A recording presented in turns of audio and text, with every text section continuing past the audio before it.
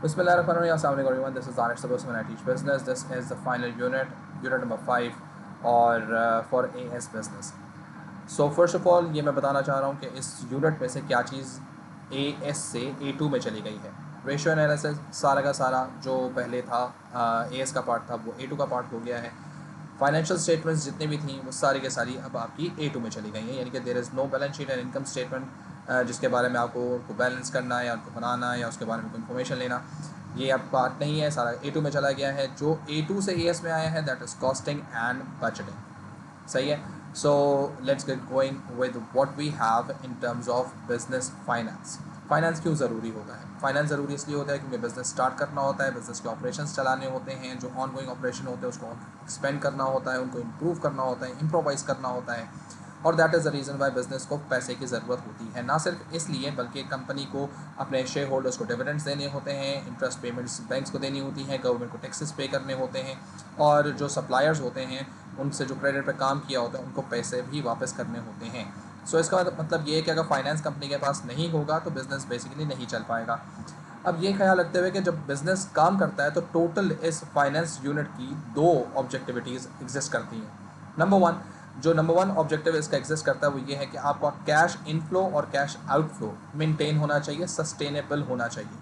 यानी it's not necessary कि आपका कैश इनफ्लो बहुत ज़्यादा हो और कैश इनफ्लो बहुत कम हो, कैश आउटफ्लो बहुत ज़्यादा हो और कैश इनफ्लो बहुत कम हो, या कैश इनफ्लो बहुत ज़्यादा हो और कैश आउटफ्लो बहुत कम हो.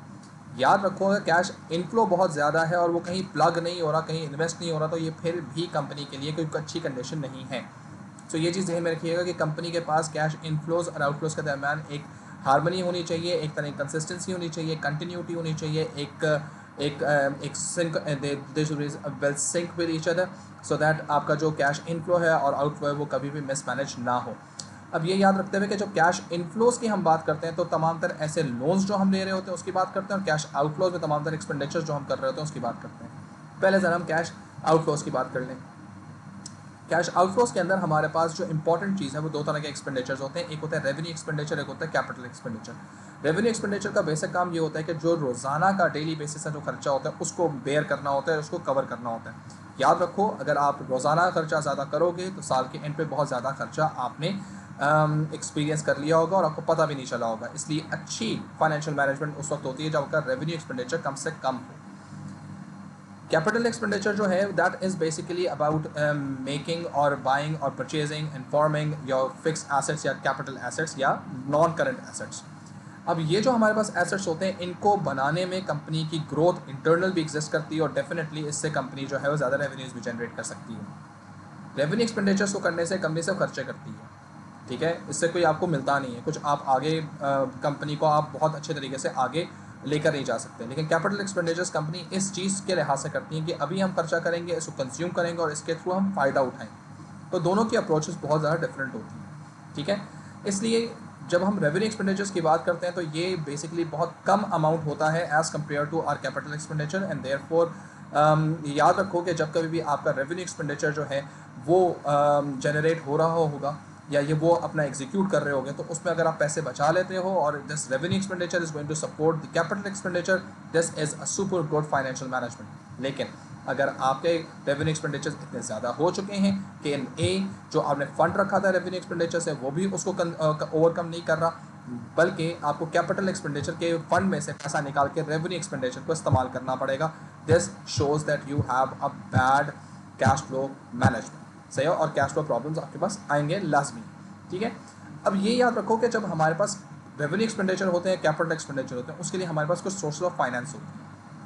कंपनी का अपना पैसा या कंपनी के बाहर से पैसा. अपना पैसा इक्विटी कहलाया जाता है, बाहर का पैसा डेट कहलाया जाता है, लोन कहलाया जाता है, लाइबिलिटी कहलाया जाता है, ठीक है. अपना पैसा जब होगा तो रिटेन प्रॉफिट इस्तेमाल किए जाते हैं, जो पिछले साल के बचे हुए प्रॉफिट्स होते हैं. ओनर अपने खुद पैसे लगा सकता है, कोई अनवांटेड एसेट्स हो सकते हैं जिनको आप बेच सकते हो, ठीक है. आप जो है कंपनी के जो ओवरऑल ड्राइंग्स हो रही होती हैं, ओनर जो ड्राइंग कर रहा होता है कंपनी की वो आप रोक सकते हो, ठीक है. और इस तरह से आपके पास एक चीज़ आती है working capital, that is current assets minus current liabilities. वो जो फंड होता है उसके थ्रू आप अपने रेवेन्यू एक्सपेंडिचर्स को फाइनेंस कर सकते हैं. याद रखेंगे सारी इंटरनल सोर्स ऑफ फाइनेंसिंग है फॉर योर रेवेन्यू एक्सपेंडिचर. इसमें से रिटेन प्रॉफिट में से अगर आप रेवेन्यू एक्सपेंडिचर का इस्तेमाल कर रहे हैं तो this is not a very good sign. Even अगर आप ओनर से पैसे लेकर रेवेन्यू एक्सपेंडिचर को सपोर्ट कर रहे हैं, that's is not also a good sign, but people do it and definitely they face serious cash flow problems later on. और लेकिन छोटा खर्चा है तो छोटा सपोर्ट फंड ही उसके लिए इस्तेमाल होना चाहिए। लेकिन जब हम बात करते हैं रेवेन्यू एक्सपेंडिचर्स के अलावा दूसरा जो हमारे पास कैपिटल एक्सपेंडिचर होता है, तो उसके लिए हमारे पास कई सोर्स ऑफ फाइनेंसेस होते हैं। अब वो सोर्स ऑफ फाइनेंसेस किस किस तरह से? Number one, we have bank overdraft. ठीक है, बैंक ओवरड्राफ्ट बेसिकली आप बैंक से बहुत शॉर्ट टर्म लाइबिलिटी आप लेते हैं। आपके अकाउंट में अगर 1000 रुपये हैं तो आप 1200 का बैंक ओवरड्राफ्ट ले लेते हैं। वो 200 रुपये एक्स्ट्रा जो होते हैं वो आपको within a month of week आपको वापस करने होते हैं। अगर आप वापस कर देंगे तो आपको कोई इंटरेस्ट नहीं पे करना पड़ेगा, और अगर आप नहीं वापस करेंगे तो आपको नॉमिनल सा इंटरेस्ट पे करना पड़ेगा। डेफिनेटली यहाँ पर अमाउंट बहुत ज़्यादा हम नहीं निकाल सकते। और ये भी याद रखो कि अगर बैंक ओवरड्राफ्ट आप करते हैं, यानी short term liability, short term financing अगर आप करते हैं, कोई भी शॉर्ट टर्म फाइनेंसिंग आप करते हैं, आपकी रेपुटेशन में थोड़ा सा डेंट पड़ता है, याद रखिएगा। शॉर्ट टर्म फाइनेंसिंग जो साल के अंदर अंदर की होती है, वो असल में उसका कोर कंसर्न है कि आप अपने रेवेन्यू एक्सपेंडिचर को सपोर्ट करें। यानी बैंक ओवरड्राफ्ट के थ्रू आप सपोर्ट कर सकते हैं। बैंक के पास बार बार नहीं जाना चाहिए बैंक ओवरड्राफ्ट के लिए, रेपुटेशन ख़राब हो जाती है। नंबर टू, आप अपने डेट्स को बेच देते हैं। डेट्स को बेचना भी, जिसको हम डेट फैक्टरिंग कहते हैं, डेट वो चीज़ होती है जो हमें डेटर्स जो हमें पैसे वापस दे रहे होते हैं, वो हम कलेक्ट नहीं कर पा रहे होते, हमें जल्दी पैसे चाहिए होते हैं और जल्दी पैसों पे वो हमें वापस नहीं दे रहे होते। That is the reason why हम जो हैं वो originally we sell just like our assets to a securitization firm. और सिक्योरिटाइजेशन फर्म अगर मैं 100 रुपये का डेटर उसको बेच रहा हूँ तो मुझे डेफिनेटली वो 100 रुपये नहीं देगी, वो 80 रुपीज़ या 85 या 90 रुपीज़ देगी on the account of its clearance and the clarity of that debtor. सही है, जितना अनक्लियर, जितना डूबियस, जितना डाउटफुल वो डेटर होगा, उतने पैसे कम रिलीज़ होंगे। ये याद रखो। अगर आप डेट फैक्टरिंग कर रहे हो बार बार, या डेट फैक्टरिंग कभी भी करते हो, there is a caution point कि a you have bad collection method, b your debtors are not willing to pay you back, c आपकी बेसिक फाइनेंशियल ग्राउंडिंग नहीं है, so that basically even you have sold the product but that was unable to be sold on cash, तो आपको उसको credit पे बेचना पड़ा। And that is the reason why एक माइंडसेट बन जाता है कि यार ये कंपनी अगर कैश पे चीज़ नहीं बेच पा रही तो इसका मतलब इसने बाकायदा बाय फोर्स करके इसे क्रेडिट पे बेची होगी, इसका मतलब प्रोडक्ट में कोई ख़राबी है। सो ओवरऑल आप कहें नहीं, लेकिन फिर भी आपकी रेपुटेशन में थोड़ा सा क्वेश्चन मार्क आ जाता है। बिल्कुल इसी तरह से हमारे पास ट्रेड क्रेडिट होती है, उधार पे हम काम कर लेते हैं, सप्लाइज ले लेते हैं, सप्लाइज के लेने के बाद उसको पैसे हम बाद में देते हैं। अगेन अगर क्रेडिट टाइम पीरियड पे वापस नहीं करेंगे, definitely it's going to be a cruel situation for your business. फिर हम जाते हैं मीडियम टर्म के ऊपर। अब याद रखो कि नए कोर्स के अंदर मीडियम टर्म को हटा दिया गया और मीडियम टर्म की जगह पे सबको लॉन्ग टर्म कर दिया गया। तो मीडियम टर्म का बेसिकली मैं खुद से जानबूझ के इसमें इंट्रोड्यूस करवा रहा हूँ, सो दैट आप लोग उसको थोड़ा सा कैटेगराइज कर लें कि वाई दिस हैपन्स।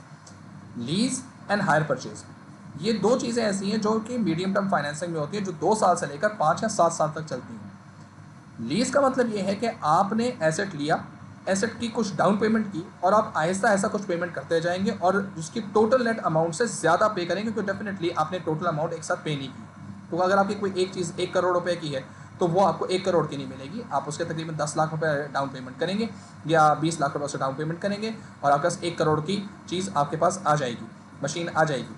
और उसके बाद आप उसकी मंथली पेमेंट करते जाएंगे, 5 साल, 6 साल, 7 साल, इवन 10 साल के ऊपर भी करते रहेंगे। और इवेंचुअली आपके पास जब 10 साल के बाद जब आप उसका पेमेंट देखेंगे तो आपने उस 1 करोड़ के अगेंस्ट तकरीबन 4 या 5 करोड़ रुपए दिया हुआ होगा। ओन करना चाहते हैं अगर आप, तो आपके पास एक्स्ट्रा पेमेंट देकर ओन करने की चॉइस होगी। ओनरशिप ट्रांसफर नहीं होगी थ्रू आउट, लेकिन आपका चॉइस होगी। दूसरा ऑप्शन होता है हायर परचेज का। 1 करोड़ का एसेट है, आपने 10 लाख रुपए दिए और हमने 5 साल, 6 साल, 10 साल के लिए उसको हायर परचेज पे ले लिया। अब हायर परचेज के ऊपर जब आप फाइनल पेमेंट करेंगे तो वो भी 4-5 करोड़ रुपये आप कर चुके होंगे टोटल। तो एसेट बेसिकली था 1 करोड़ का, जेब में पैसे होते तो खरीद लेते, नहीं थे पैसे इसलिए हमने उसको हायर परचेज करवा लिया। तो थोड़े थोड़े हम लोगों ने उसकी हर महीने इंस्टॉलमेंट देते गए। आफ्टर 7 और 8 और 9, 10 ईयर्स, 3 साल 5 साल के बाद जब हमने उसको ओन किया तो वो ओन हो गया, यानी कि वो हमारा हो गया। लीज और हायर परचेज में फ़र्क ये है कि लीज के अंदर आपके एसेट आपके नाम पे ट्रांसफ़र नहीं होता, सही है, आपको करवाना पड़ता है। जबकि हायर परचेज में फाइनल पेमेंट करने के बाद वो आपके नाम पे आ जाता है, सही है। एंड थर्ड वन होता है रेंट पे। आप खरीदते ही नहीं है, आप कहते हैं मैं डाउन पेमेंट क्यों भाड़ में जाए, मैं सिर्फ इसको इस्तेमाल करूँगा और जब तक इस्तेमाल की ज़रूरत होगी मैं करूँगा, वापस दे दूँगा, रेंट पे, किराए पे ले लेते हैं। ठीक है, याद रखो कंपनीज़ के पास बिल्कुल क्लियर अंडरस्टैंडिंग होती है कि कब वो रेंट पे लेंगे, कब वो हायर परचेज करेंगे, कब वो लीज़ करेंगे। रेंट कब करेंगे? जब कभी भी उनको उस एसेट की ज़रूरत नहीं होगी, वो कभी ओनरशिप नहीं चाहेंगे। अगर वो डाउटफुल होंगे, वो देखेंगे यार कि सही है अभी हम इस्तेमाल करते हैं, अगर ज़रूरत पड़ी तो ओन कर लेंगे, तो वो लीज़ पे जाएंगे। लेकिन अगर वो डेफिनेट होंगे इस बारे में कि हमें इसको वाकई ओन करना है और इसको अपना एसेट बिल्डिंग में लेकर आना है, तो फिर वो हायर परचेज की तरफ जाएंगे। नंबर 2, ये जो मीडियम टर्म फाइनेंसिंग के अंदर 3 कैटेगरीज मैंने 3 बताई हैं, इनका असल काम आपकी ऑपरेशनल एफिशिएंसी इंक्रीज करना होता है, सो दैट आप मशीन्स को, इक्विपमेंट्स को, टेक्नोलॉजी को और मशीनरी को आप अपग्रेड या अपडेट कर सकें। शॉर्ट टर्म फाइनेंसिंग का बेसिक काम था आपके रेवेन्यू एक्सपेंडिचर्स के लिए, और इसका काम था आपके ऑपरेशनल इम्प्रूवमेंट के लिए। फिर हम जाते हैं लॉन्ग टर्म फाइनेंसिंग के अंदर, जो बेसिकली 5 साल प्लस पे होते हैं, और यहाँ पर नए कोर्स के अंदर उसे 2 साल प्लस पे लॉन्ग टर्म फाइनेंसिंग लगा दी। ठीक है, इसके अंदर हमारे पास बहुत सारी चीज़ें होती हैं। बैंक लोन्स होते हैं, सबको पता है बैंक लोन्स क्या चीज़ें होती हैं। बहुत सारा पैसा आपको मिल जाता है, बड़ी कंपनीज को मिलता है, छोटी कंपनीज के लिए माइक्रो फाइनेंसिंग होती है। माइक्रो फाइनेंसिंग और बैंक लोन्स के दरमियान डिफरेंस ये है कि बैंक लोन्स बड़ी कॉर्पोरेशंस को मिलता है, जबकि छोटी और small medium term financing firms को माइक्रो फाइनेंसिंग मिलता है, जिसमें आपके पास अमाउंट जो रिलीज हो रहा होता है वो भी रिलेटिवली कम हो सकता है, मुझसे 2-3-4 करोड़ रुपए तक हो सकता है, और जो आपका इंटरेस्ट पेमेंट होता है वो भी आपका साइज ऑफ द बिजनेस देखकर ही थोड़ा सा फेवरेबल रेट में आपको मिलता है। On the contrary, bank loan जब मिलता है तो बड़ी कॉर्पोरेशंस को मिलता है, वो कुछ मिलियन डॉलर्स के अंदर, रुपीस के अंदर होता है, सही है, कुछ 100 मिलियंस के अंदर आपके पास वो होता है। और जो इंटरेस्ट रेट का कम ज़्यादा मिलने का चांस होता है वो आपकी रेपुटेशन, क्रेडिट हिस्ट्री के ऊपर बेस कर रहा होता है कि कितनी क्रेडिट हिस्ट्री है, कैसे जल्दी पुराने लोन्स उसने पे ऑफ किए हमें, कितना पहले से लोन लिया हुआ है, and so on and so fourth. ठीक है, जबकि माइक्रो फाइनेंसिंग के अंदर इंटरेस्ट रेट डिसाइड किया जाता है कि आपको कितनी ज़रूरत है और कितना फीजिबल, कितना जल्दी आपका बिजनेस इन प्रॉफिट आ सकता है और पे ऑफ कर सकता है, तो वो आपकी बैकबोन देगी। सिमिलरली हमारे पास एक और चीज़ होती है जिसको कहते हैं हम लोग मोर्गेज करवाना। मोर्गेज करवाने का मतलब ये कि अपने एसेट को हम सिक्योरिटी के तौर पर रखवाते हैं और उसके अगेंस्ट हम पैसे ले लेते हैं। इससे फ़ायदा ये होता है कि हमारे पास जो एसेट है वो अभी रहता है, लेकिन वो बेसिकली ओनरशिप किसी और की चली जाती है उस वक्त अगर हम लोग उसको पे ऑफ नहीं कर सकते। तो याद रखें कि मोर्गेजेस आमतौर पर गवर्नमेंटल लेवल के ऊपर बहुत ज़्यादा होती हैं। जब फॉर एग्जांपल पाकिस्तान के अंदर उन्होंने अगर कोई चीज़ पैसे लेने, IMF से पैसे लेने, तो डेफिनेटली वो बेसिकली करेंगे क्या कि वो अपने कुछ एसेट्स को मोर्गेज करवा देंगे कि भाई अगर हम आपको पैसे नहीं दे सकते तो ये एसेट आपका हुआ। ठीक है, ये भी बहुत अच्छी साइन नहीं होती, लेकिन definitely companies often they use their machinery, their equipment, their industries, their factories, their vehicles on mortgages, जिसके अगेंस्ट वो पैसे ले लेते हैं। ठीक है, इसी तरह से कंपनीज के पास एक और ऑप्शन भी होता है known as debentures. Debentures are basically certificates जो कंपनीज बेचती हैं। प्राइवेट लिमिटेड कंपनीज आमतौर पे एक काम करती है, सर्टिफिकेट्स बेचती हैं फ्रेंड्स एंड फैमिली के अंदर। वो एक तरह का शेयर होता है, शेयर नहीं होता है, इट्स बेसिकली लाइबिलिटी, और इसके ऊपर बाकायदा हर डिबेंचर जो है वो एक सर्टन अमाउंट का होता है। आप वो डिबेंचर खरीद लेते हैं क्योंकि आप फ्रेंड्स और फैमिली होते हैं, आप वो पैसा कंपनी को दे देते हैं उसके अगेंस्ट, वो आपको एक सर्टिफिकेट दे देता है, वो सर्टिफिकेट लेकर आप बैठ जाते हैं, आपको कुछ अरसे के बाद वो पैसा वापस कर देते हैं और उसके ऊपर कुछ प्रॉफिट दे देते हैं। अल्लाह खैर सल्ला। ठीक है, याद रखो debenture is liability to the company, ये लेना लाजमी है रिगार्डलेस आप प्रॉफिट में हो या लॉस में। अगर आप प्राइवेट लिमिटेड कंपनी की जगह पब्लिक लिमिटेड कंपनी है तो फिर आप देते हैं शेयर्स, और शेयर्स को देने का मतलब ये है कि अब आपने कंपनी का हिस्सा दिया है, इक्विटी शेयर की है, उसका हिस्सा अपना आपने उसका शेयर कर दिया। अगर उसने आपके पास शेयर खरीद लिया है तो वो आपकी एनुअल जनरल मीटिंग का पार्ट बन सकता है, वो सर्टिफिकेट ले लिया है तो। और डिविडेंड देना is basically totally depending on companies policy, regardless you wanted to, even if you have posted profits या लॉस, कुछ भी करें, अगर आप डिविडेंड देना चाहते हैं दें, नहीं देना चाहते हैं ना दें। डिबेंचर्स में ऐसा कुछ नहीं होता, डिबेंचर्स में आपको वो एग्रीड अपॉन इंटरेस्ट देना पड़ता है at the time of maturity. Share कभी मेच्योर नहीं होता, डिबेंचर बिक नहीं सकता, शेयर बिक सकता है मार्केट के अंदर। ठीक है, रीसेलिंग डिबेंचर्स की एग्जिस्ट नहीं करती, जो ओनर है वही रहेगा, किसी और को नहीं बेचा जा सकता, सही है। और शेयर जो है वो बेचा जा सकता है, और डिविडेंड जो है उसमें वेरी भी कर सकता है। नंबर 2, डिबेंचर लेने के बाद आपके पास कोई ओनरशिप या किसी तरह का कंट्रोल नहीं होता, आप शेयर खरीदते जाएँ, हैवी होते जाएँ, डिसीजन मेकिंग में आते जाएँ, 51% कर लें, आप ओनर बन जाएँ। ठीक है, so this is basically difference between debentures and shares. Shares equity raise करता है, जबकि डिबेंचर जो है वो लायबिलिटी रेस करता है, सही है। इसी तरह से हमारे पास एक दूसरा तरीका जो है जिससे आमतौर पे कंपनीज काम कर रही होती है, this is known as crowd funding. Crowd funding आमतौर पे बल्कि होता ही सिर्फ ऑनलाइन बिजनेसेस के लिए। ये आपके पास बहुत सारी वेबसाइट्स होती हैं जहाँ पर जाके अपने आप आइडियाज़ को शेयर करते हैं, वो आइडियाज़ पे इन्वेस्टर्स आते हैं, प्लग इन करते हैं, थोड़ा सा पैसा देखते हैं, फेंकते हैं, देते हैं, और वो बेसिकली पैसा आप वापस नहीं करते। ये पहला पैसा है जो आप वापस नहीं करते, ठीक है, क्योंकि ये बेसिकली सपोर्ट फंड होता है just to make your business या working better. and then they see कि whether if we have invested little with the company, with the idea, with the project, how these people are using their money and how progressive they are. So if they see कि this particular project is good, instead कि वो एक blind $1 million investment कर दें, वो basically थोड़े से check system के साथ थोड़ा थोड़ा 1000, 2000, 500, 600, 1000, 5000, समटाइम्स मोर देन दैट वो इन्वेस्ट करके देखते हैं कि कंपनी किस तरह से ग्रो कर रही है, इसमें पोटेंशियल है आगे का या नहीं है.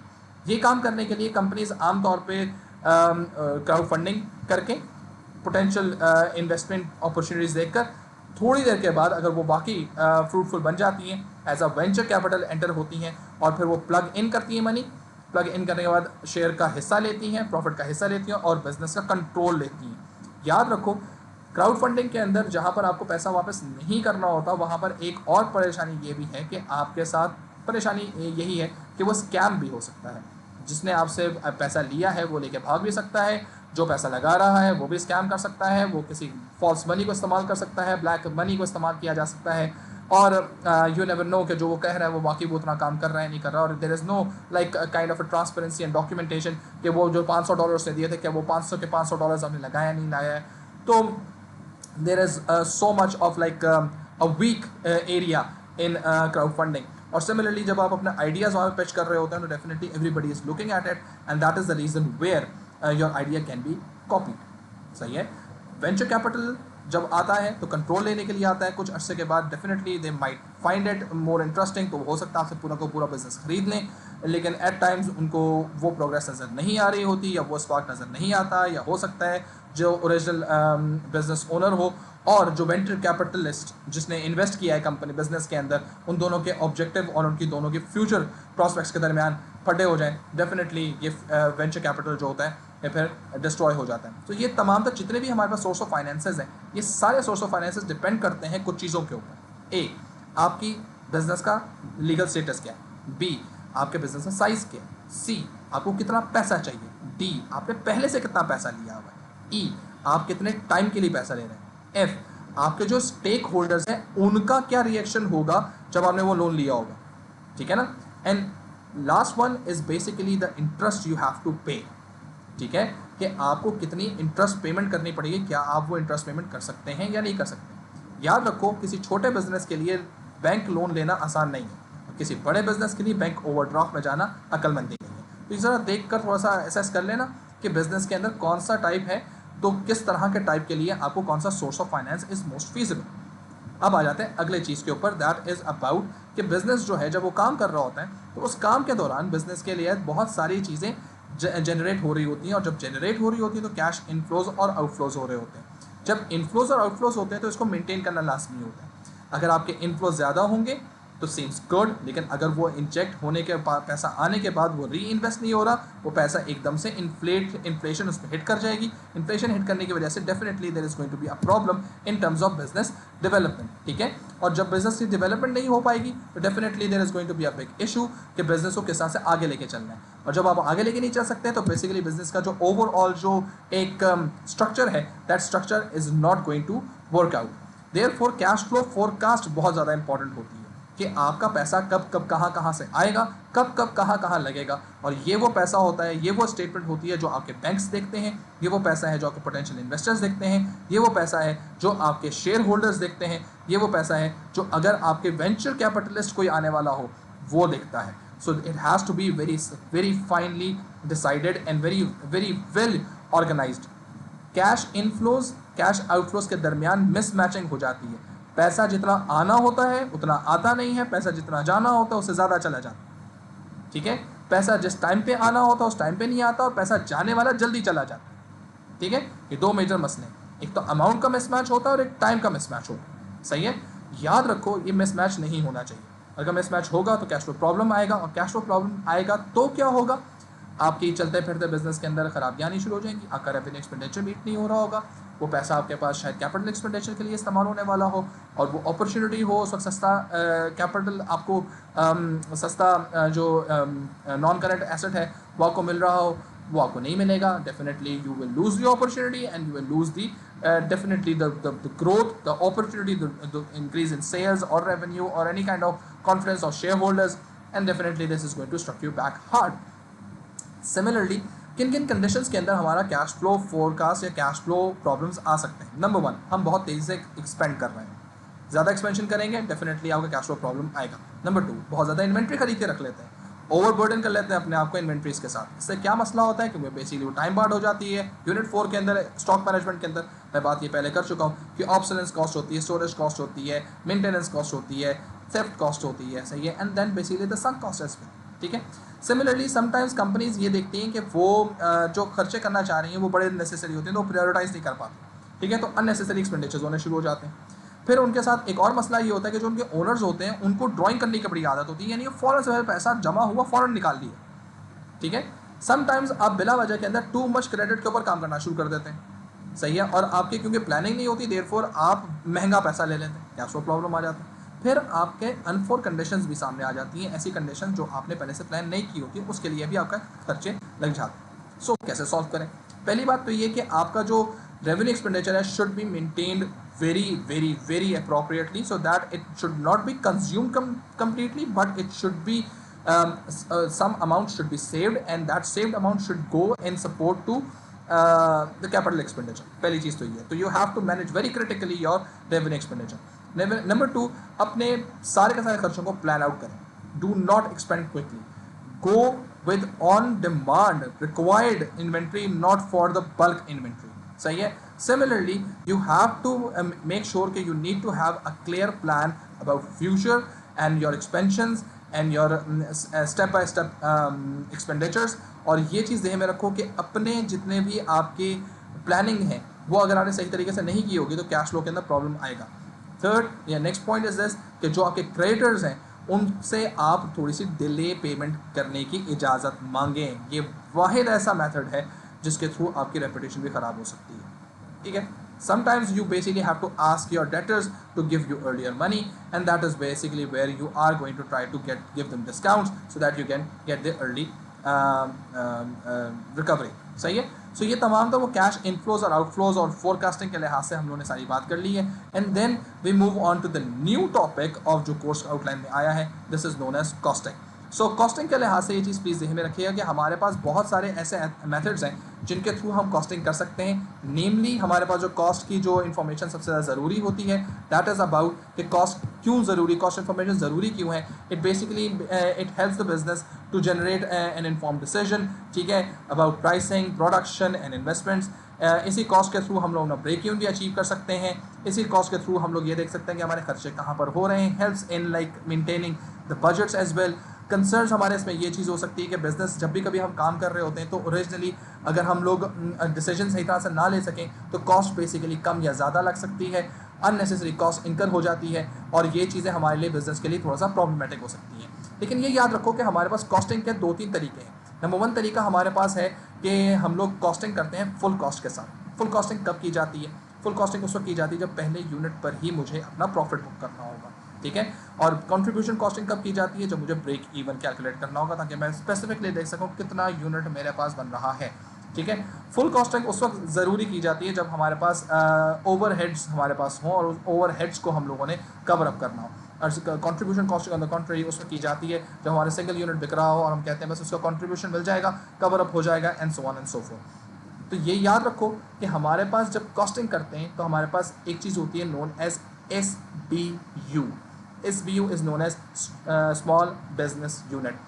बिजनेस अपनी एक्टिविटी, अपने कॉस्ट स्ट्रक्चर या अपने आप को एफिशिएंटली काम करने के लिए या अपने आउटफ्लोज को मेंटेन करने के लिए, एक्सपेंडिचर्स को मेंटेन करने के लिए अपने आप को छोटे छोटे सेक्शंस में तोड़ देता है, ठीक है। और एक छोटे सेक्शन को हम लोग SBU कह सकते हैं। या तो ये कॉस्ट सेंटर होगा या ये प्रॉफिट सेंटर होगा। कॉस्ट सेंटर का बेसिक मतलब ये होता है कि यहाँ पर सिर्फ कॉस्ट इनकर होगी, कोई रेवेन्यू जनरेट नहीं होगा, कोई रिसीट जनरेट नहीं होगी। और ये कॉस्ट सेंटर्स जो होते हैं ये 3 तरह के होते हैं। नंबर 1, ये कॉस्ट सेंटर होगा, शुरू में कॉस्ट सेंटर होगा, लेकिन थोड़ी देर के बाद ये रेवेन्यू जनरेट करने लग जाएगा, just like your outlet, just like your canteen in the college और school, just like some kind of factory. या इसका जो यूनिट सेल्स होगा वो आपके पास पहले कॉस्ट बेयर करेगा, इन्वेस्टमेंट लगेगी, सब चीज़ें लगेंगी, eventually by the end of the game वो थोड़े अर्से के बाद चीज़ें प्रोड्यूस करना शुरू कर देगा। The first receipt generated, you are into the profit centres.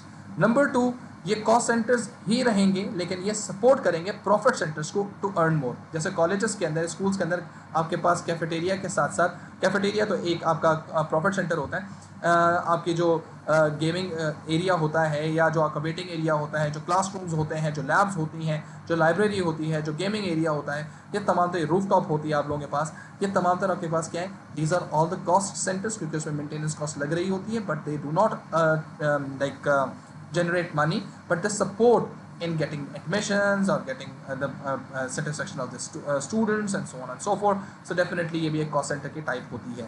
These cost centers जो कि cost center ही रहते हैं लेकिन support करते हैं profit center को, are considered as overheads। इनके खर्चे overhead कहलाए जाते हैं, ठीक है। फिर तीसरे टाइप के भी होते हैं, ये वो कॉस्ट सेंटर्स होते हैं, ये ना तो प्रॉफिट सेंटर्स में कन्वर्ट हो सकते हैं और ना ही ये कॉस्ट सेंटर्स सपोर्ट करते हैं प्रॉफिट सेंटर्स को in terms of any increase in their revenues, या potentially help them in generating more revenue. ये कॉस्ट एब्जॉर्ब करते हैं, खाए जाते हैं, ठीक है। ये वो हैं जो कॉस्ट सेंटर्स हैं, इनका भी सारा खर्चा जो होता है वो बेसिकली आराम और सुकून से सारा का सारा खर्चा जाता है इन खाते में जाता है ऑफ द प्रॉफिट सेंटर्स।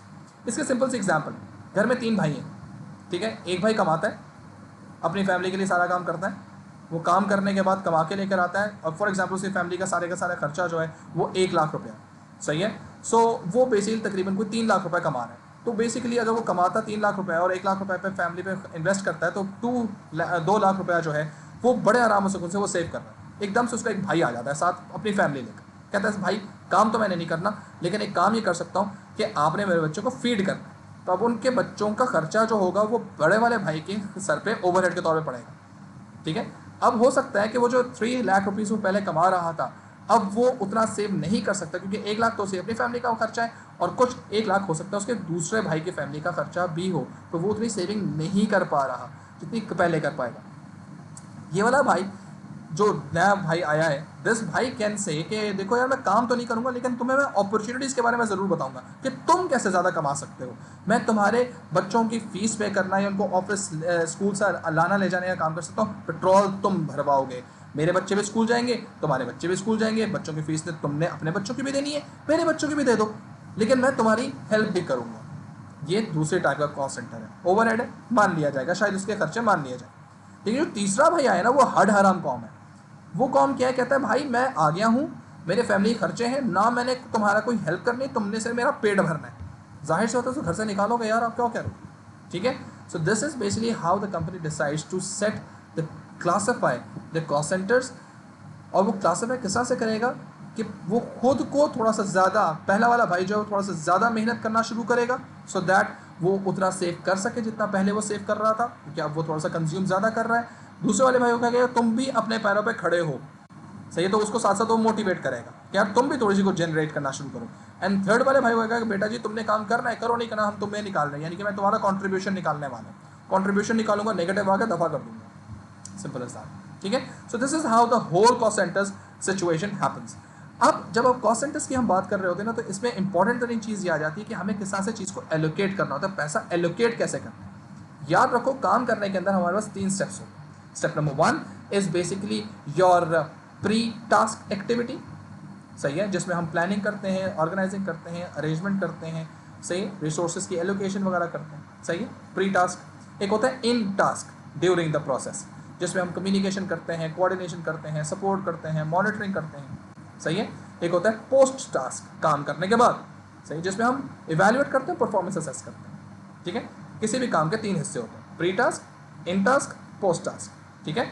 जो प्री टास्क है this is known as budgeting, जो इन टास्क है ड्यूरिंग द टास्क है वो है बजटरी कंट्रोल, और जो पोस्ट टास्क है वो है आपका वेरिएंस एनालिसिस। याद रखो वेरिएंस एनालिसिस का फॉर्मूला जो है या तो बजट माइनस एक्चुअल होता है या एक्चुअल माइनस बजट होता है, कुछ भी कर ले, साइन से मैटर नहीं करता, टैक्स से मैटर करता है किस क्या निकल रहा है। याद रखो अगर आपका एक्सपेंडिचर है, अगर कोई भी आपके पास बात आ रही है और वो एक्सपेंडिचर है, सही है, अगर वो एक्सपेंडिचर है, अगर एक्चुअल ज़्यादा है और बजटेड कम है, अगर एक्सपेंडिचर है एक्चुअल ज़्यादा है और बजटेड कम है, तो ये गलत बात है, एडवर्स आएगा आपका वेरिएंस। लेकिन अगर रेवेन्यू है, इनकम है, एक्चुअल ज़्यादा है और बजटेड कम है, तो ये फेवरेबल है, क्योंकि जितना सोचा बजटेड, जितना हुआ एक्चुअल। सही है। सो अब फॉर्मूला कहीं से भी कर लो, बजट को पहले रख दो, एक्चुअल को बाद में रख दो, कुछ भी प्लस माइनस साइन से मैटर नहीं करता, मैटर करता है कि कह क्या रहा है, टैग कह क्या रहा है। तो अगर मैंने सेल्स रेवेन्यू की बात की और मैं कहता था कि बजट किया हुआ है हम तकरीबन 7,000 यूनिट्स का, $7,000 का हम लोग रेवेन्यू जनरेट करेंगे, और हमने $6,000 का रेवेन्यू एक्चुअल में जनरेट किया, तो सोचा कितना था, कितने आएंगे, 7,000, कितने आए, 6,000, तो 1,000 कम आए ना, तो बुरा हुआ। ठीक है। मैंने सोचा था कि मेरी जो सैलरीज का जो एक्सपेंस जाएगा टोटल इस महीने के अंदर, वो तकरीबन को 40,000 जाएगा, रुपया जाएगा। ठीक है। सबकी सैलरीज दी, सब कुछ कर कर आके पता चला 30,000 रुपीज़ गया। तो बजटेड क्या था, 40,000, एक्चुअल क्या गया, 30,000, क्योंकि गया ना, पैसा जाना था ना, तो कम पैसा गया ना, तो ये अच्छी बात होगी। ठीक है। अब ये याद रखो कि जितने भी एडवर्स आंसर्स होते हैं ना, इन सबको जस्टिफाई नहीं किया जा सकता, और इससे कभी भी एडमिनिस्ट्रेशन जो है वो खुश नहीं रहती। इसलिए कंपनीज करती क्या है, they basically go and find the reasons why these adverse answers were there. याद रखो, अगर आपका एक्चुअल और बजटेड बराबर होगा ना, तो उसको कहते हैं हम बैलेंस्ड। ये भी सही है। अगर रेवेन्यूज़ है, एक्चुअल ज़्यादा है, इनकम्स है, रेवेन्यू ज़्यादा है, बजटेड कम है, थम्स अप। ठीक है। अगर एक्सपेंडिचर्स है, सही है, और एक्चुअल ज़्यादा है और बजटेड कम है, बुरी बात। ठीक है। And vice versa. अब ये याद रखो कि हमारा जो असल खेल है वो क्या है, कि हम प्लान करके, इन प्रोसेस उसको एग्जीक्यूट करके, जब रिजल्ट सामने आते हैं तो वी एड्रेस के फाइन हाउ थिंग्स हैपन। ठीक है। फॉर एग्जाम्पल मैं अगर बात करता हूँ, तो मैंने तकरीबन कुछ 2 महीने पहले मैंने वेबसाइट यूट्यूब पे लेक्चर्स अपलोड करना शुरू किए। सही है। और उसके बाद मैंने उसके लिहाज से एक ग्रुप बनाया, ग्रुप पे लोगों ने आना शुरू किया, बच्चों ने आना शुरू किया, एक बड़ी ज़बरदस्त सी कम्युनिटी बन गई। सही है। और बच्चों ने उसमें बात करनी शुरू कर दी। ठीक है। मैंने भी उसमें फीडबैक देना शुरू कर दिया, and so on and so happens. Paper हो जाता है, रिजल्ट आ जाता है। क्या इसने हेल्प किया? अगर तो हेल्प किया तो वेरिएंस पॉजिटिव आना चाहिए। अगर वेरिएंस ऐसे हेल्प नहीं किया तो वी हैव टू जस्टिफाई कि वेयर द प्रॉब्लम वाज। ठीक है। So that we can undo that problem, we rectify the problem, so that next time जब ये प्रोसेस चले तो has to be better. See, that's the basic thing. Therefore अगर कभी भी एडवर्स आंसर आता है ना वेरिएंस में, हम स्टार्ट ही वहीं से करते हैं, एडवर्स काम किया, चलो करो देखते हैं। एडवर्स आएगा, रुक जाओ, क्यों आया adverse, where is the problem? Sir ji हमने तो अपनी तरफ से पूरा काम किया था, मसला आ गया सर, एडवर्स आया आंसर। ठीक है। या तो इसका रीज़न बजटरी कंट्रोल में, यानी कि इन प्रोसेस एक्टिविटी में होगा, से कम्युनिकेशन गलत हो गई है, कोऑर्डिनेशन में मसला आ गया है, लीडरशिप में मसला आ गया है, आपका सपोर्ट सिस्टम सही नहीं था, ट्रेनिंग सही नहीं थी, रिसोर्सेज जो मिले थे वो एग्जॉस्टेड थे, टाइम कम मिला था, ऑब्जेक्टिविटी नहीं थी। ये सारी की सारी जितनी भी होती हैं, सारी की सारी आपकी ड्यूरिंग द प्रोसेस के अंदर हो सकती है। कोई भी गलती हो सकती है। अगर ये गलती आपको सामने नज़र आ जाती है, सही कर लो, दोबारा प्रोसेस चला के देखो। अब एडवर्स खत्म हो जाना चाहिए, क्योंकि ये दिस वाज द मिस्टेक। अगर हो गया, बड़ी अच्छी बात है, थम्स अप, आके बैठ जाओ हमारे साथ, क्योंकि you are helping us out. ठीक है। जब आपका एडवर्स नहीं निकला, बजटरी कंट्रोल के अंदर भी हर चीज़ देख ली, लेकिन फिर भी नहीं सही कर सकते, फिर क्या करेंगे? जाएंगे ये देखने के लिए कि बजटिंग सही हुई है नहीं हुई। अब बजटिंग का मतलब क्या है? रिसोर्स एलोकेशन, प्लानिंग, अरेंजिंग, सही है, organising the financial resources for the certain time period या फॉर सर्टन एक्टिविटी। अब वो भले मार्केटिंग की हो, भले HR की हो, भले ऑपरेशंस की हो, भले किसी और एक्टिविटी, कुछ भी हो, वो फाइनेंसिंग बजटिंग के थ्रू ही होती है। अब इसमें हमारे पास 3 तरह के बजट्स हैं। बजट नंबर 1 इंक्रीमेंटल, पिछले साल का बजट देखेंगे, उसमें इन्फ्लेशन ऐड करेंगे, नया साल का बजट आ जाएगा, अल्लाह खैर सले काम करना शुरू कर देंगे। कब इस्तेमाल किया जाता है? ये मेजर इसकी जो यूजेज है, happens in the monotonous rescheduled routine activities जो हर साल हर सीजन में की जाती है, आमतौर पर मार्केटिंग कैंपेन के लिए की जाती है। ठीक है। अगर कोई ऐसी चीज़ है जो नई है और हमें नहीं पता, तो उसके लिए हम फ्लेक्सिबल करते हैं।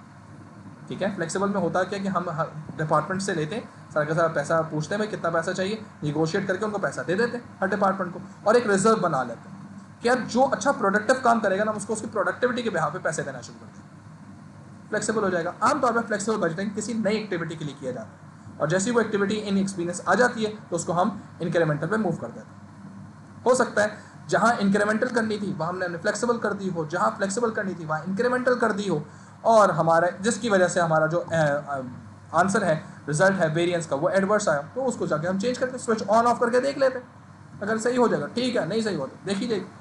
अगर ये दोनों सिचुएशंस हमने कर ली, फ्लेक्सिबल से इंक्रीमेंटल, इंक्रीमेंट से बजट, इंक्रीमेंटल से फ्लेक्सिबल और फ्लेक्सिबल से इंक्रीमेंटल, दोनों कर सही है, और दोनों से एडवर्स सही नहीं हो रहा, बजट कंट्रोल भी देख लिया उससे भी सही नहीं हो रहा। अब आएगा तीसरा और आखिरी budgeting method, this is known as zero budgeting. Zero budgeting as it name says zero, हर चीज को नलिफाई कर दो, खत्म कर दो, फाड़ के फेंक दो, पुराने जितने बजट्स हैं सबको बुलाया जाएगा, किसी एक डिपार्टमेंट की वजह से सारे डिपार्टमेंट्स को बुलाकर सबके बजट्स फाड़ दिए जाएंगे, दोबारा से सारे के सारे अपनी प्री रिक्विजिट्स बना के दो।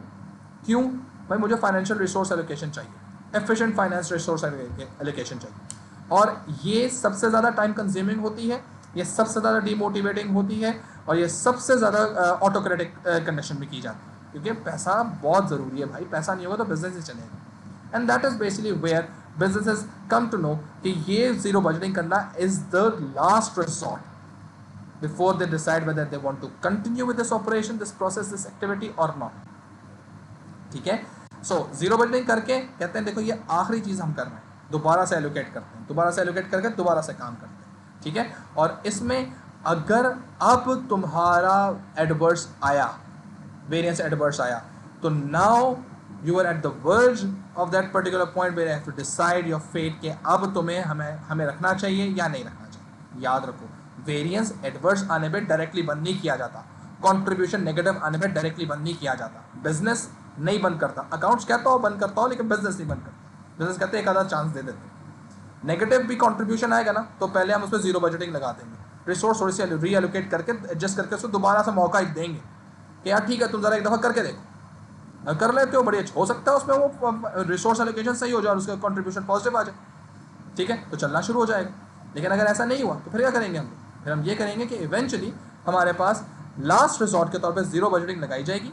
अगर दोबारा एडवर्स आया, कंपनी की एडमिनिस्ट्रेशन, हायर टॉप मैनेजमेंट ये सोचेगी अब हर बार कर लिया, हर तरह से देख लिया, हम इसके एडवर्स को बैलेंस में या इसके एडवर्स को फेवरेबल में कन्वर्ट नहीं कर सके, यानी इवन एडवर्स को कम कर भी लिया, कम एडवर्स हुआ लेकिन इसको हम फेवरेबल नहीं कर सके या बैलेंस नहीं कर सके, तो इसका मतलब यार ये बहुत ज़्यादा एग्जॉस्ट कर रहा है हम लोगों को, तो यार हमें इस एक्टिविटी की ज़रूरत है या नहीं है?